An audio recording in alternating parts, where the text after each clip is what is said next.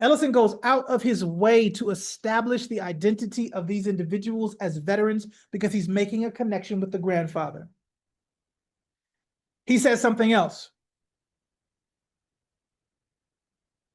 Very interesting about what the golden day is and what it represents. We already know that it represents for him a particular kind of enlightenment. He doesn't know this. He'll know this in retrospect, that was his inflection point of enlightenment. And what does he say? What does Ellison say about the golden day as it relates to the local white folks? He says, the school tried to make the golden day respectable. The school, the institution, the other black folk.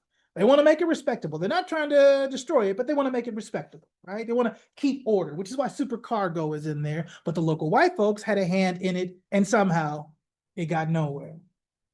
This reminds us of the Battle Royale, where the local white folks, once again, are engaged in the entertainment of segregation.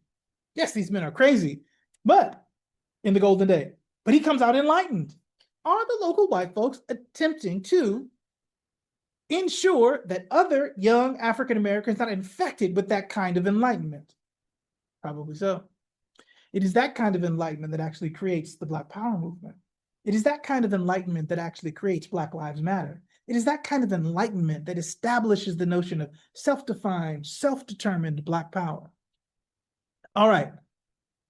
Another interesting aspect that Ellison establishes, he says, I could never believe that they were really patients, talking about the vets. Sometimes it appeared as though they played some vast and complicated game with me and the rest of the school folks, a game whose goal was laughter and whose rules and subtleties I could never grasp. My friends, this is everything. That one line, it's everything, because what he is talking about is signifying, this game of verbal battle. I've given you a ton of notes on this. I won't be able to get to all of them, but I've left them for you. So signifying, this game that he references in the text, this game that they're playing, refers to a complex form of communication that involves indirect expression, often using irony, metaphor, and wordplay. There are two forms of signifying. Playing the dozens, for instance, your mama joke.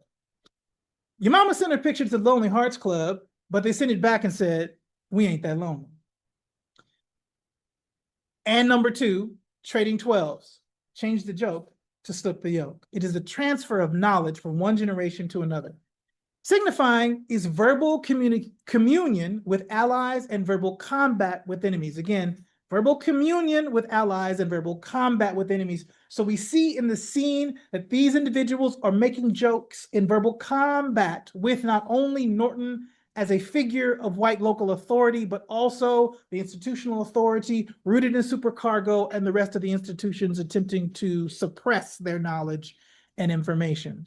This was the verbal combat that the grandfather advised. It is always important to go back to the text and see exactly what the grandfather is telling him, because he's not telling him to be subservient, he's telling him to signify. He told the invisible man to signify, agree them to death and destruction. He could have just said, son, be subservient. Just do what white people say. He could have said, if you ever get into a car with a white man who is a trustee, you should probably try to impress them. That's not what he says, because he's a vet and a spy, and he's in a battle. And a part of that battle is the ability to signify.